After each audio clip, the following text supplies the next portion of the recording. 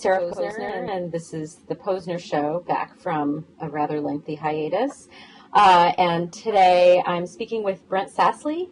He teaches political science at the University of Texas at Arlington. He researches Israel and the politics of Jewish identity.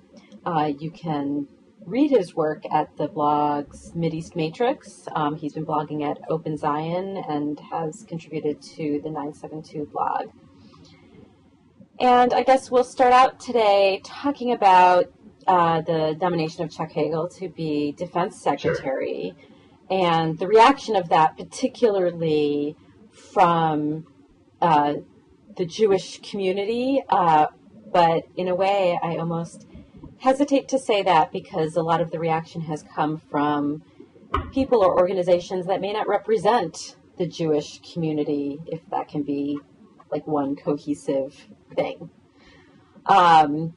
So, we've heard from people like Bill Kristol, and yesterday I was listening to NPR and Elliot Abrams was on and sort of echoing some of the complaints that were made by some people in the Nebraska Jewish community who claimed that in the time that Chuck Hagel was senator there, that he was unresponsive or unfriendly to the concerns of the Jewish community. And of course, they've played up the comment that he made to Aaron Miller, referring to, and he referred to it as the Jewish lobby, which conservative critics of Hagel charges an anti-Semitic comment, and is reflective not only of his, what they say are his anti-Israel views, but also that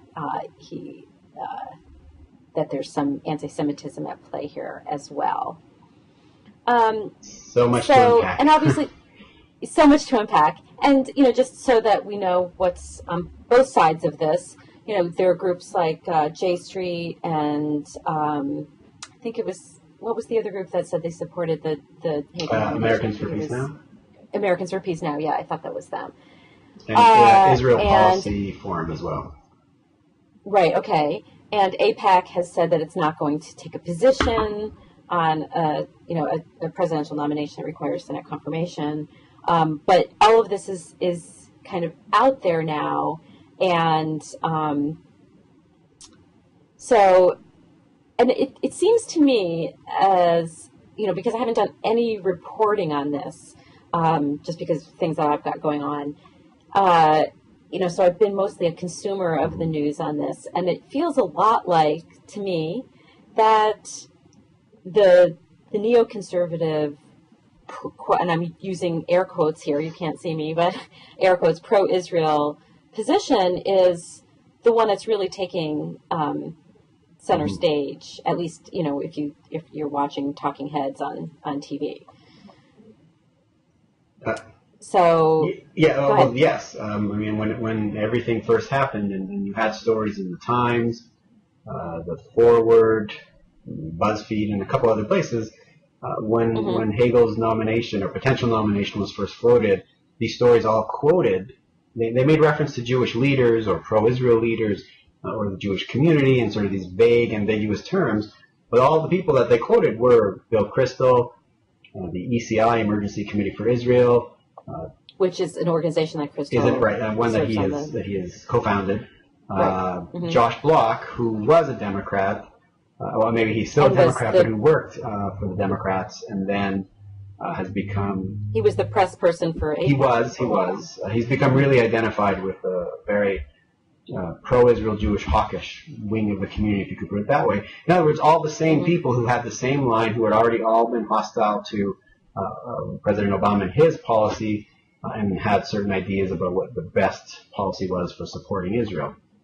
There was nobody really from the center, and certainly no one from the left, who they really quoted as expressing opposition. The only one from the center was Abe Foxman, who in an email had given Jennifer Rubin, blogger at Washington Post, given her a quote that came down pretty hard on Hagel for the comments about the Jewish lobby. But that same day, he gave an interview to the Times of Israel in which he really was far less aggressive and not as directly opposed as it came out in Jennifer Rubin's email. And then later on, the American Jewish community seemed to be a little bit more opposed as well. But all the other big Jewish organizations, the centrist ones, were quiet. The conversation was dominated by the Jewish hawks of the community. Well, but, I guess, J Street also took a position in favor of Hagel. Do you think they don't get as much play in the press? They are getting quite a bit of play, and Jeremy Ben-Ami has op-eds in several different places, and they do get quoted. But it at least at the very beginning, I think it's probably less so now. It seemed that when people were looking for a story and they wanted to show that the community or the pro-Israel community is expressing opposition, they went to the loudest voices. So, I have to say that in I guess outside of my professional life, I know very few people who even talk about or think about or care about what Bill Kristol says about any of this. I'm talking about, other Jews. Yeah, and maybe you have more empirical information about whether I'm right about that. Obviously, in my professional life, I interact with a lot of other journalists, a lot of people who work at think tanks, advocates, activists, those sorts of people. But, in my personal life, the Jewish people that I interact with are, not necessarily, some of them are, but not necessarily in that world as a profession. Sure. And there seems to be such a profound disconnect. Yeah, what I think has happened over the years is a de-democratization, and I don't want to say that things have been gone bad because the community is no longer democratic, and that's really, really bad, and nobody has a voice. I just mean that at the beginning, when the community was a little bit smaller, a little bit more cohesive, what you would have are the big organizations that represented the national community or local Jewish communities, and then were tied together at the national level. First of all, they only had a couple really big key issues to focus on, which is not to say that they didn't look at other issues, but keep in mind, first there was the whole, before 1948, the issue of Zionism itself, whether you should support Israel, the establishment of it. Afterwards, a little bit leeriness among the community as a whole about getting very aggressively and actively involved, but the whole issue was still about Israel's survival in the immediate years after its birth. And then, until 1967, you had, or after 1967, there was there was a lot more pride in the community for Israel, and Jews started to identify far more closely with it. And then after let's say the 70s and 80s, you started to get a whole bunch of new issues, a whole bunch of new issues becoming important to the community. And then also there was a bit of a breakdown in the communal consensus. In the previous years, let's say before the 1970s, 1980s, I think, you tended to have the big organizations tied more closely to the local organizations through synagogues, through federations or the equivalent, in which you would have representatives moving around and speaking to different communities. And so there was always this direct connection that people could directly speak to those officers or their representatives from the national communities at the local level. I don't think we see that as much anymore. And so, yes, there is this disconnect between, if there's an average Jew, if you ask the average Jew somewhere in the United States who Josh Block is, for example, or who Bill Kristol is, and what's his position on Hagel, most people might not know. Right.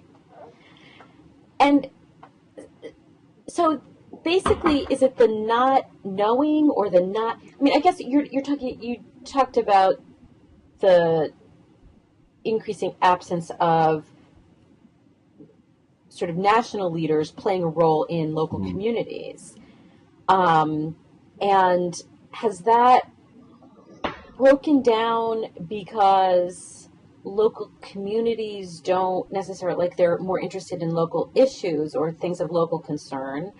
Or is it that local Jewish communities have become less cohesive in and of themselves, and so the line of communication from national leadership, and again, I'm using air quotes because I have some questions about that. Is it both of those things? Is it one of those things that's playing more of a role? If I could, I think it's both. I think the U.S. Jewish community is undergoing a number of changes at a number of different levels. At the political level, the social level, the religious level. You have a whole bunch of changes converging. And and what you just said is exactly part of it. Where we have this breakdown, the Orthodox communities, for example, which are growing larger, are less directly tied or feel that they have less of a direct stake in the national organizations, which is not to say that they don't interact with them. You also have smaller communities. You have communities breaking up into non-denominational societies of worship is one way to put them. You have new shuls being founded that are much smaller. You have assimilation, intermarriage, which pulls people out of the community, and so you actually do have a little bit less direct interest in Jewish affairs in the United States. All of this stuff is happening at the same time. So yes, it's all happening. It's all converging, and the whole Chuck Hagel thing and the question that you raised at the beginning is actually a very good example, a very good representation of these changes. So someone might turn on their television and turn on Fox or CNN or MSNBC and get the impression that, oh my God, Jews are opposing the Chuck Hagel nomination, where what you're saying is,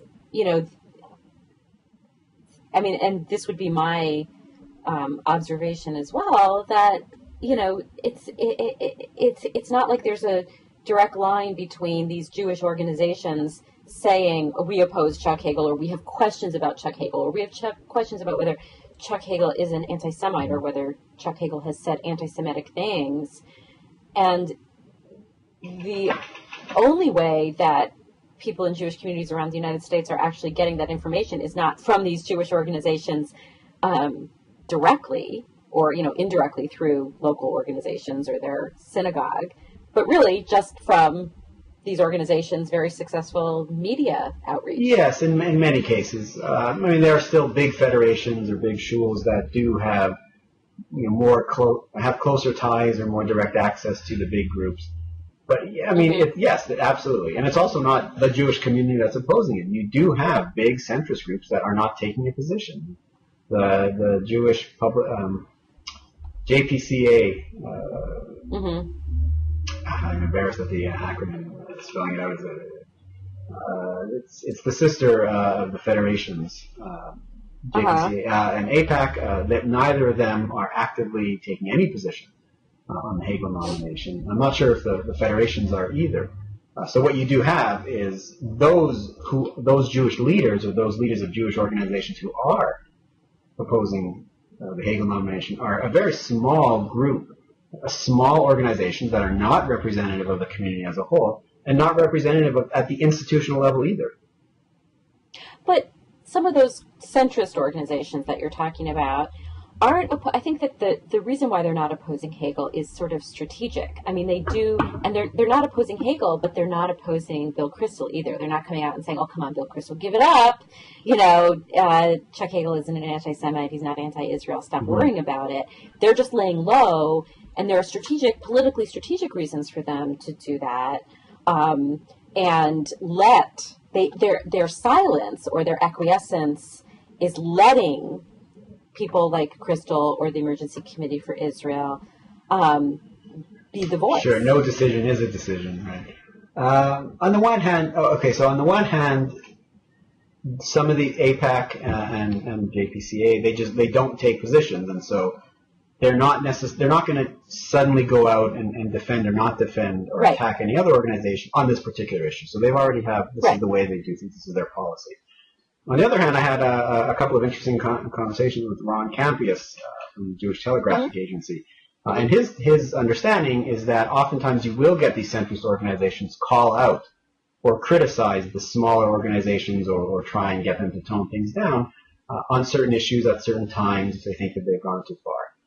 On the Hagel issue, it does seem all of what evidence that we do have, and there's not much public or even private evidence coming from the big centrist organizations, except for AJC and ADL, that people, there's not much evidence that people or these Jewish leaders feel that they really, they love Hagel as the defense secretary. They think he's going to be a great choice. At best, they're probably okay. This is, Obama wants to nominate him, we can accept that. It doesn't seem that he's really being pushed for by his organization. So yes, you have a little bit of that. And so if ECI and Bill Kristol are saying these very vocal, loud, and frankly mean-spirited things about Hagel, they're not necessarily going to jump up and say, no, that's wrong. You shouldn't be saying that. Now, it's interesting to me what his comment to Miller about the Jewish lobby. That was his term that he used, and Miller himself has defended Hagel and his use of that term, and a lot of people have defended Hagel and said that it wasn't an anti-Semitic thing to say. It's interesting because it's not just. I think a lot of people think of AIPAC or mainly AIPAC as the organization that really applies the pressure and that members of Congress and administrations have felt that they can't say no to, that they can't go against. But there is a significant evangelical presence as well that gives AIPAC, gives these quote unquote, and I use that term very loosely because I think that what their definition of pro-Israel is not in Israel's interests. So to call them pro-Israel, I wish there was another shorthand term that we could use for them. But they're very much supported by or bolstered by evangelical groups like Christians United for Israel, for example. That's probably the biggest one, kind of in your backyard in Texas. And I think that for members of Congress who may be more familiar with that world, with the evangelical world, than really being that familiar with the Jewish world, a group like Christians United for Israel helps them make sense or make understand or put into context in their own particular context what being quote unquote pro-Israel is and why they should toe this neoconservative quote unquote pro-Israel line. And I think that goes unremarked upon in all of these conversations, as if AIPAC is the singular driver of this, which it is not. And so, to the extent that people talk about the Israel lobby, or in Hagel's case, the Jewish lobby, that presence in terms of being a lobby force in Washington, it's there, but I think it would be nothing. It would be without teeth, without the evangelical support for the same position. It's interesting. Sometimes I feel like a Twitter troll because when I see people refer to the Israel lobby, I sort of jump on it and castigate them for using that term because it's just way too vague and ambiguous. And if Ali Garib if he ever watches this, I'll apologize because he often bears the brunt of it. But there are all these terms floating out there. So just to be clear to everybody else, he's the editor at Open Zion. Editor at Open Zion, and we've had a couple of conversations on Twitter about it. And there are all these terms that are used to describe it. And so, I think Israel lobby it's just inaccurate because it implies that these organizations are foreign organizations, but they're not. You're right that the Jewish lobby, which I don't think is actually a bad term to use. The Jewish lobbies used to use this term all the time. And ethnic lobbies are very, very common and not something that people sort of hide and try to avoid using the term for. But Jewish lobby doesn't capture everybody. And pro-Israel lobby is probably better, but even that, what does it mean to be pro-Israel? So right now, there's a strange conversation going on. People are writing about it. A true friend of Israel would tell Israel this or would do that. But what is a true friend of Israel? What is pro-Israel? Does it mean you support settlements? You support two states? You have to support any of the governments that come to power? Even that term is a little bit unhelpful. At least in the case of Hegel, we might even say the pro-Israel Jewish hawks or pro-Israel neoconservatives, which might capture it a little bit more narrowly in this case. But you're right that there are Christian groups, Christian Zionist groups, evangelical groups that do work. I maybe not in tandem with the Jewish organizations, but they certainly share many of the same goals, and their policymaking certainly does converge. Not always. There are not always agreements between them, and not all the Jewish groups actively work with them, and some of them might not even want to work with them. But they do share. It's complicated. But the AIPAC, you're right, does tend to be singled out as the particular organization driving everything. I mean, all the criticisms of the Israel lobby, the Jewish lobby focus on AIPAC, and they do leave out the Christian organizations. Maybe some of them leave them out because they just don't see them as part of it, at least in that sort of core area of politics where they're directly threatening or being very, very crude and very direct and aggressive about their lobbying. The Christian Zionist organizations tend not to be in the media as much, or tend not to have that same relationship with Congress as a whole that say, for example, AIPAC does. But you're right. They absolutely do share the same general goals, and they do share the same politicking as well. But I wonder about that relationship with Congress. I mean, I think that Christians United for Israel would like very much to think that they have the same sort of relationship with Congress that AIPAC does, or at least something comparable. I mean, I think that's, and obviously, Christians United for Israel was launched in, I think, 2006. So obviously, it's a much younger organization, but the sentiment and the theology behind it has, been around much longer than that. It was just that John Hagel, the founder of it, decided that they really needed to have that sort of congressional presence. And, they have an annual event in Washington, just like AIPAC does, where members of Congress come and speak to the I don't know if they call them, I know AIPAC calls them delegates, I don't know if CUFI calls them delegates, but the people who come. They have a lobbying day where they all go and they meet with their members of Congress. Now, the difference is, and I think that this is related to why Jewish organizations are reluctant to really, just completely go full hand in hand with AIPAC, is that, I agree with CUFI, is that, there's sort of two faces of CUFI. One is the sort of, eschatological, we're waiting for Jesus to come back side of them, which is very much part of who John Hagel is. And then there's the, we support Israel. This is about policy and politics. This isn't about Armageddon. And, people who say that this is about Armageddon are completely misunderstanding us. Which, it's like, how are we misunderstanding you exactly? Because you're talking about this all the time and you write books about it. I have a bunch of them on my bookshelf right behind me. But I think that has caused some issues, some tension. I mean, I do remember the AIPAC policy meeting I believe it was in 2007, where Hagel spoke there. And I think that there was a lot of sort of discomfort with it. I mean, I talked to people there who were like, we don't care. That's just some fantasy about the end times and all the Jews being boiled in a lake of brimstone at the end. He supports Israel, and Israel needs all the friends it can get.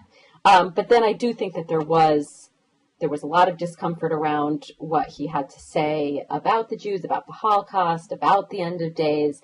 So I think that has prevented a full relationship with him. But the way I see it is more that, for members of Congress who may come from a district or a state that don't have that many Jewish constituents, but might have a lot of evangelical constituents, their understanding of the conflict in Israel and everything else surrounding this issue is very much informed by that evangelical perspective that tells them that supporting Israel, again, the air quotes, is a biblical imperative for them. Yeah, I guess I would make three quick responses to that. First is, it's interesting because the Zionist leaders in the United States and Canada, South Africa, Australia, and Britain as well, in all these English-speaking countries, a lot of them the Zionist leaders they achieved much success and were able to channel support in the governments of these countries because many of these leaders they weren't evangelicals in the way we use them today, but they were what we might call Christian Zionists, who the Old Testament, for them, the Old Testament was very meaningful. And so they really did see the Zionists as the new Israelites and new Hebrews, and they really felt attached to them. And it's interesting that that attachment was important for a lot of these groups in all of these countries, including the U.S. I think that the Christian Zionist community is actually far more diverse than most people assume. We all talk about them as Christian Zionists, just like we talk about the Jewish community or the Jewish lobby. But there are a lot of differences among them in terms of the eschatological assumptions or understandings or expectations. And even among those that share some of those, if you talk to some of them, they will say, no, we're not, as you said, we're not expecting the Jews to all suddenly die so that Christ can then rise up in the land of Israel over their ruins. A lot of them will say that that's just not part of what they expect. And then the third thing is interesting. Last year I wrote on my blog, I wrote a piece in which I actually argued that Christian Zionists, the evangelicals, would not have as much power as they do if the Jewish community, if the Jewish community changes, or if things change in the Middle East and the Jewish community shifts away from the Christian Zionist narrative or expectation, I would argue that the Christian Zionist policies, or rather their lobby groups, they would have less power.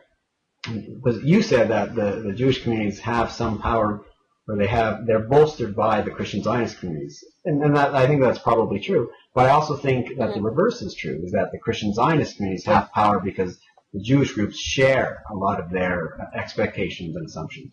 What would happen, for example, if, let's say you had AIPAC, AJC, the ADL, if something like Oslo was signed again between an Israeli government and the Palestinian Authority, and then all these groups started to support it and worked toward establishing two states, including a Palestinian state in the West Bank, what would these Christian Zionist organizations do? Would they start fighting against the Jewish organizations? Would they tell their Congress people, listen, don't listen to them, they don't know what they're talking about, our understanding is more important, you need to stop supporting Israel, you need to fight against this two-state solution? I'm not so sure that they could do that, even if they wanted to. Right. And so I think that there is some vulnerability there. Whether or not that will ever come into play, whether or not we'll have the two-state solution at some point, that's obviously a different question. But I think that there are these different nuances there. Right. I think you're absolutely right. And also the issue of Jerusalem in as part of that would play a really critical role, just because of the theological reasons they have about Jerusalem being what they like to call the undivided capital of Israel and the Jewish state.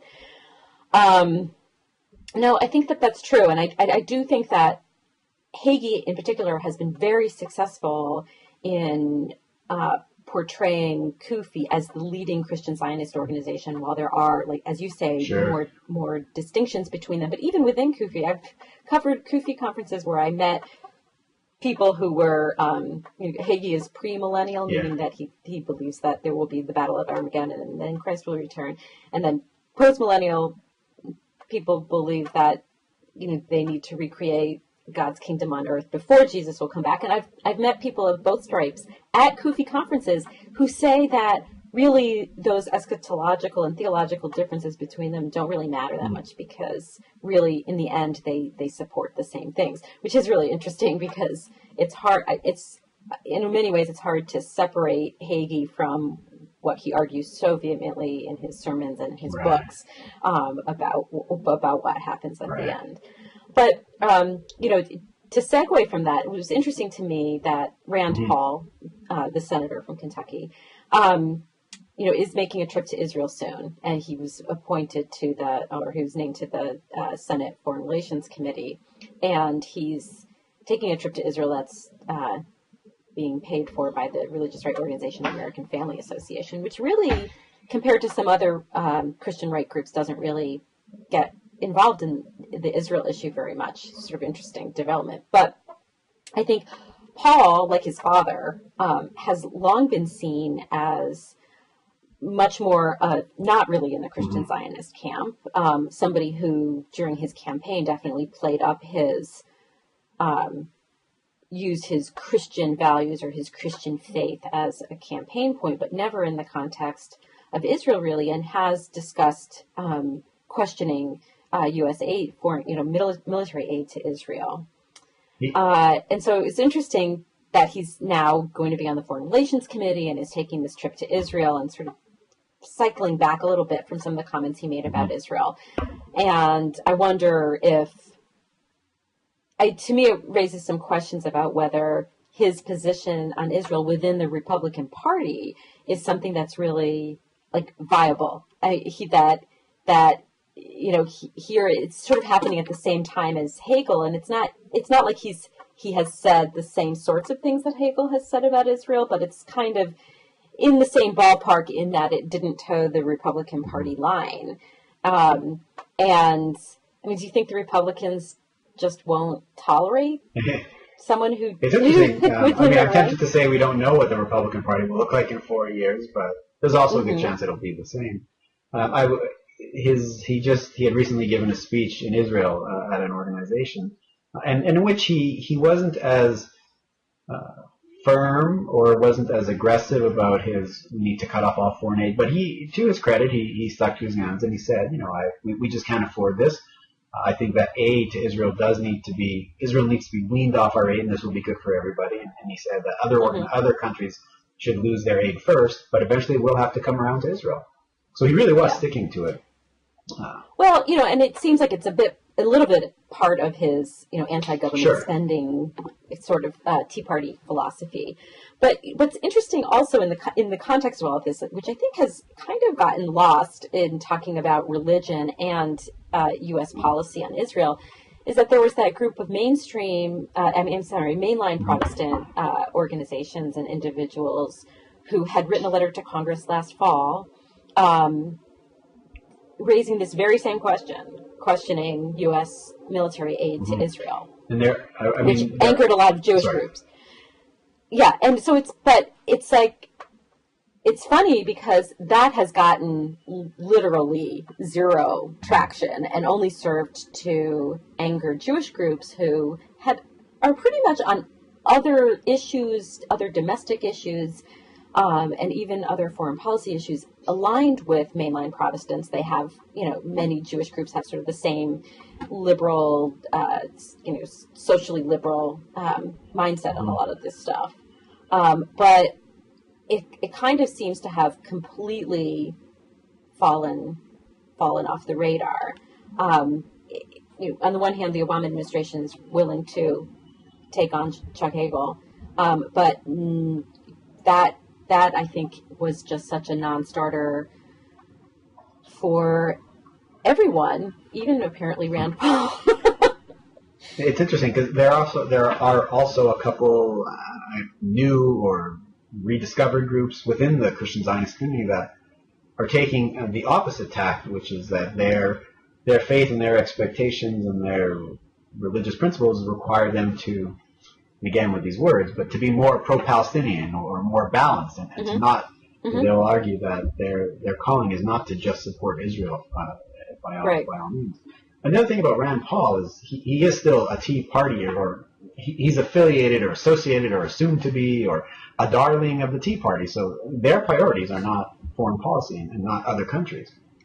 And so, people keep speculating that he's considering a run for the presidency next time around, or perhaps time after that. If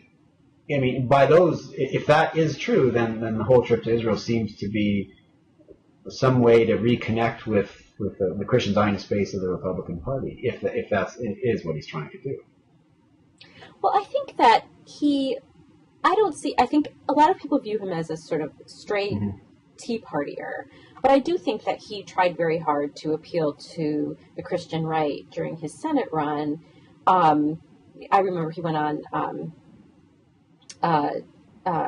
Christian Broadcasting Network and made some comments about his Christian faith, but he's not thought of as being a religious right candidate. However, his positions pretty much line up with the Christian right's agenda on domestic issues. But it's interesting, that as somebody who has so tied himself to the Tea Party, or at least the Ron Paul, what they like to call the Ron Paul revolution, and that his position then is we need to cut all this government spending, including foreign aid, that he would then be on the Foreign Relations Committee, which, it's or that we're not interested in foreign policy. We're really chiefly interested in domestic policy and cutting government spending and cutting taxes and all of this stuff. And that could be a way to do that, putting him on the Foreign Affairs Committee.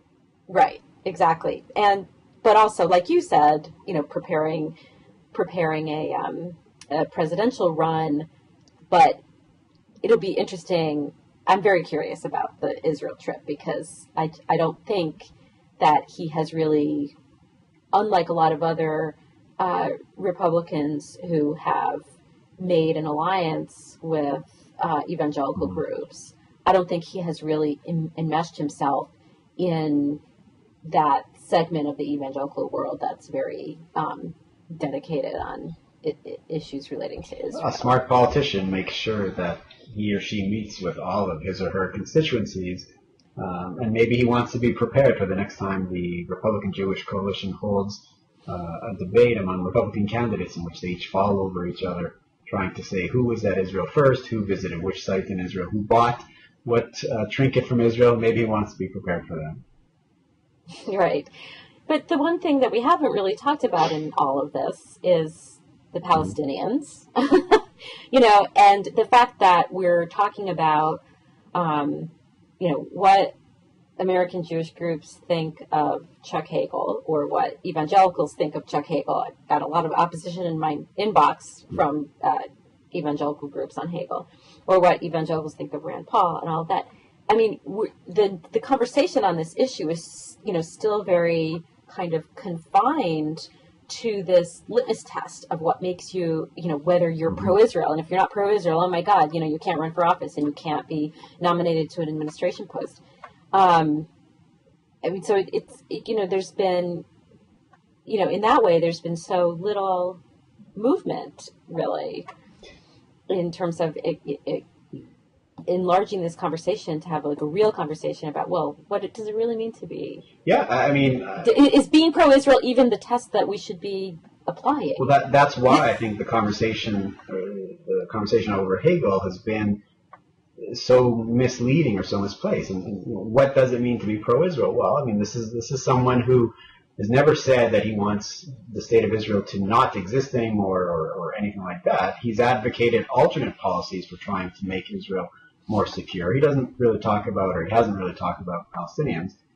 But I mean, for the most part, that wasn't really in his purview. And of course, now as defense secretary, and wouldn't be at really defense, right? Much right. For him.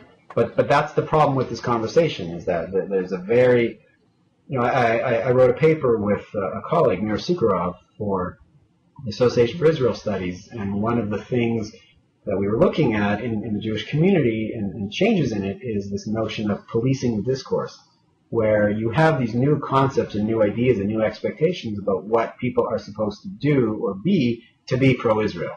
And this is an example of that. And the Palestinians don't play a role in this expected discourse. And that's where ECI, Emergency Committee for Israel, and Bill Kristol and others come in.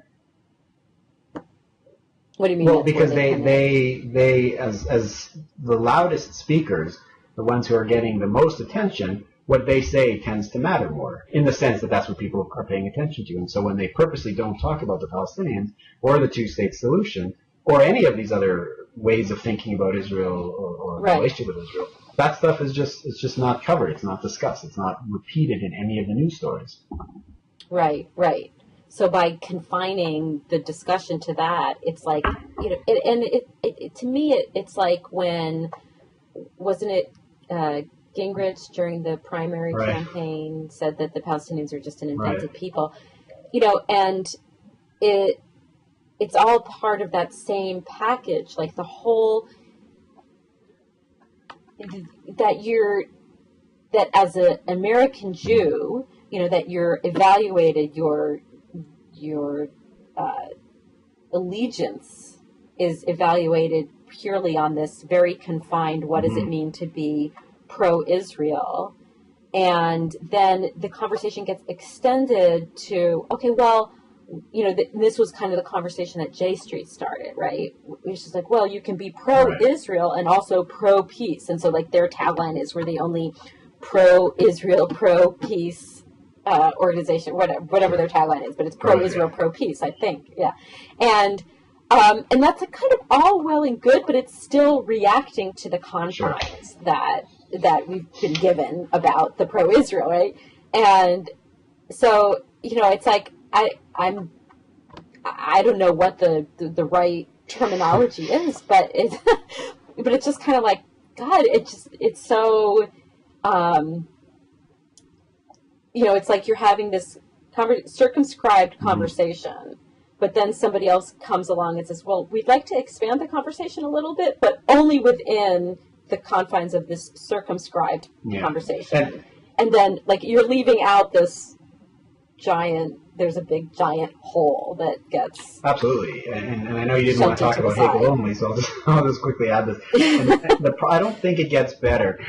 And I'm simplifying because that's what you do when you talk about these things. But in response to the ECI people and the Crystal people, you have others on the other side who, because the conversation has been dominated by the criticism that he's anti-Semitic or anti-Israel or bad for Israel or loves terrorists and authoritarian regimes better than a fellow democracy, you have other people then on the other side hoping that he gets elected so that Obama shows that he won't knuckle under to the pro-Israel lobby or the Israel lobby or whatever term they use, and that it'll be a way to show that we need to change the conversation. I mean, there are different ways to do it. There's Peter Beinart's, he just had a long piece in Open Zion about what Hagel would mean I read that, as defense secretary in terms of shifting the conversation at the broader level.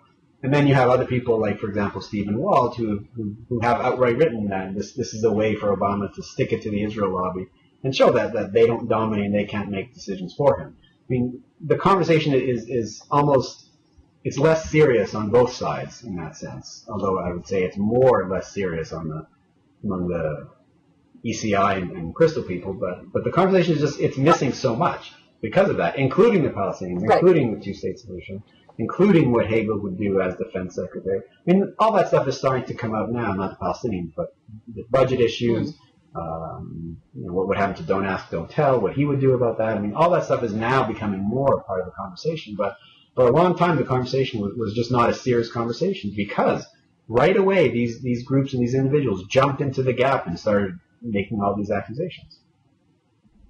Right. I guess I read Peter Beinart's piece, and like I thought it was a little bit too hopeful in the sense that he seemed to suggest that this would be a really strong sign that Democrats weren't going to be timid on foreign policy anymore. And I thought that overstated the case. I mean, I do think that there are other political strategies behind Obama's nomination of Hagel. One of them is to, I think, show that the Republicans have just become so unreasonable that they wouldn't even endorse the nomination of one of their own. I mean, even though like Hagel, I guess, isn't really considered one of their own anymore, but that's also itself a sign of what the Republican Party has become. So I actually thought that he was being overly optimistic about what about if he did get Senate approval, if Hagel did get Senate approval, what the consequences and the meaning that people would take away from it was. And then also other people have made the argument that Hagel is an independent thinker, a critical thinker, and that Obama's surrounding himself with those kind of thinkers, which would be good for policymaking in general. I don't have a strong position either way on those. Most of my writing or responses have been focused on the nature of the conversation in terms of what it means to be pro-Israel or who is the Jewish representatives and that kind of thing. But there's also an argument that others have made. The New Republic made this, that there's no reason for Obama to even go to Hagel in the first place. That there are plenty of Democrats and liberals who might make good choices as well. Why do the Democratic presidents always have to go to the Republicans? Why can't they find a defense secretary with the good required credentials among the Democrats or among that side of the aisle? That's definitely an important conversation, and that I think is something that is a conversation worth having. But and the truth is that, well, not the truth. The way I see it. Well, you're allowed to say that. I'm a social scientist, so I can't be too great. The way I see it is that it's still, and this is actually what you've been hearing a lot from Israel. There have been a couple of voices otherwise that have expressed concerns, but what we've been hearing from Israel is basically that Obama is still the president, he still makes policy. That military and security relationship is very, very strong, probably the strongest element of the American-Israeli relationship. And one man at the top of the Pentagon, is not going to change that, or is not going to undermine that and cause it all to crumble. Right, and I think that again demonstrates. Well, I think that obviously, like, you know, Israeli politicians, you know, they have their own election coming up, but, you know, obviously some of them may be occupying. Well, Netanyahu may occupy the same position he occupies now. And they have political reasons why they wouldn't want to rankle somebody who's about to undergo a nomination hearing, or rankle that relationship in public, right?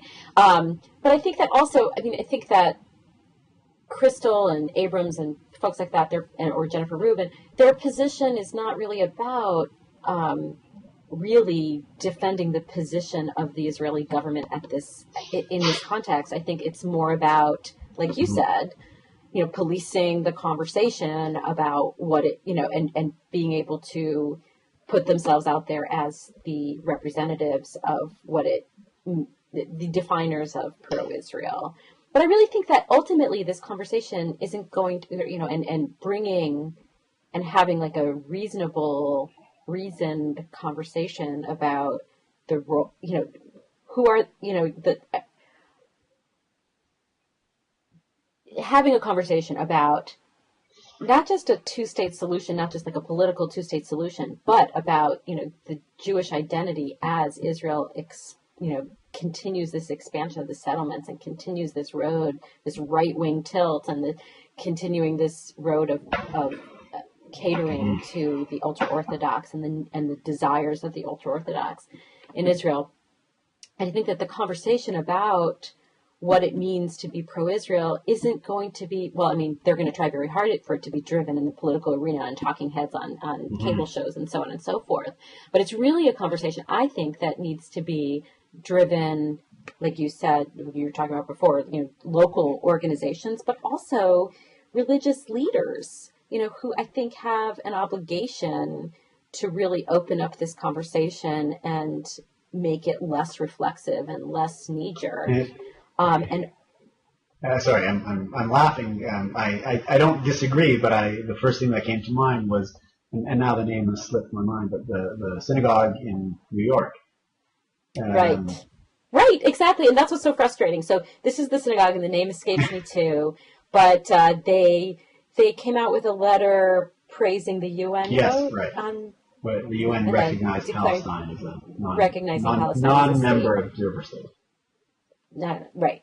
And they came out with a letter praising it. And this is a non-denominational synagogue, so it's not connected to the Reform movement or the Conservative movement or anything.